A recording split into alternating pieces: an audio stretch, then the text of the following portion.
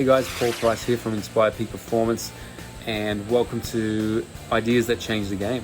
And this is idea number one, and this has been a big one for me that has definitely changed the game and the way that I go about things. And it's having the ability to recruit, train, and unleash your ego, and then sort of in pursuit of your own real big, hard goals. And the ego is a fascinating thing, because we're kind of taught that having an ego is a bad thing, and it's not. It doesn't help us. Ego is the enemy, we heard. But what I've learned and what's changed the game for me is that the ego is the enemy only if you don't befriend it, recruit it, train it, and unleash it authentically. Now let's talk about this for a second. At a young age, we're taught that these sorts of egoistic needs and humanistic needs that we have, that are core to our who we are as humans, are really unattractive and unpleasant. Things like having a sense of control, or wanting attention, or a sense of belonging, the need for validation, and the list goes on, but there's some of the top ones that we all have. We're taught that these things are bad. Stop being an attention seeker, stop needing this, stop needing that, etc., etc. So we start to suppress these behaviors as young kids, and they show up in other ways, or we find other ways to put that behavior out there and to try and feed that ego. So here's what I've learned, is that if you don't feed your ego internally, it'll find any way possible to feed itself. Now, people will do crazy stuff to feed the ego, and most of it's unconscious. For example, unconsciously, my need for validation drove me to become one of the best squash players in the world. In fact, top 5 in the world.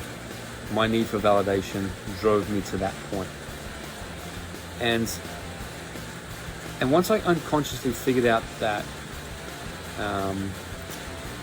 that in my life that I would get this validation from others externally when I would win, or train hard, or do something that created a response, my brain rewarded me by saying, hey, here's some dopamine. And my brain said, I love that stuff. Give me some more. What do I need to do next? Well, you need to go out and win more. You need to go out and do more, achieve more. So that's what I would do.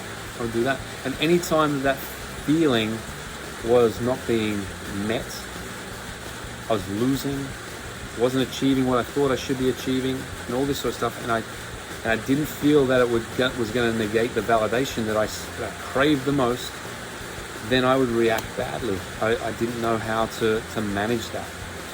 So the first step in this is understanding that you have it, and it drives you to doing really crazy, impossible things at times. There's also the other side that triggers it when you're not doing those things, and understanding why. Now, had I developed the need or the tools to feed that ego myself and validate myself rather than crave it externally, then I probably would have been way better off and being able to handle losses and wins a lot more gracefully at times. So the other thing that I realized is that it holds an immense amount of motivating power. As I just said, it drove me to do crazy things to get to the top of the world in a sport. Now, what I would recommend and what I do today, and especially with the clients I work with, is that we identify quickly what are the driving forces of your ego, your shadow values, as I call them, and develop a relationship with them. Get to know where they exist, why they exist, and when they get triggered. Because once you've developed this awareness and this relationship with it, then you can start to manage it effectively. You can actually start to feed this humanistic need authentically, and you can drive it, and you can attach it into the goals and the process that you have to achieve those goals, to motivate you and inspire you to do better and go harder and go bigger.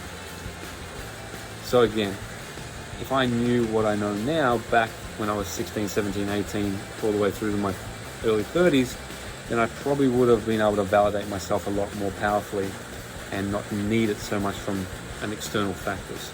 So The other thing we need to do around that is once we're aware of it and we recognize it, we can then give it new meaning. And when we can give things new meaning, they no longer trigger us anymore. And we can give that meaning to any event or occurrence that happens that does trigger us. We can make it mean whatever we want. So having the ability to understand it, recognize it, and have the tools in place and the skills in place to reframe the meaning behind it allows us to tap into the true potential and power of our darker side and direct it towards the real, authentic, intrinsic, driven, motivated factors that we have. It's the true essence of sustained performance. We can all have peak performance inconsistently if we tap into the dark side and don't use it properly. But if you really want that true, sustained performance all the way through and motivation, then you need to have the skills to deal with that effectively. And shadow work is something that we have a big focus on in the Inspired Peak Performance Game Changer program, which is launching next year on January 25th. And look, the reality is once you learn to attach the behaviors and goals to your true shadow self, there really is not much stopping you from achieving it. And yeah, I'd love to hear from you down below, your relationship with your ego. How has it driven you to achieve amazing things, and how has it driven you to potentially perform badly or behave inauthentically to who you really want to be? Thanks for listening, and talk soon.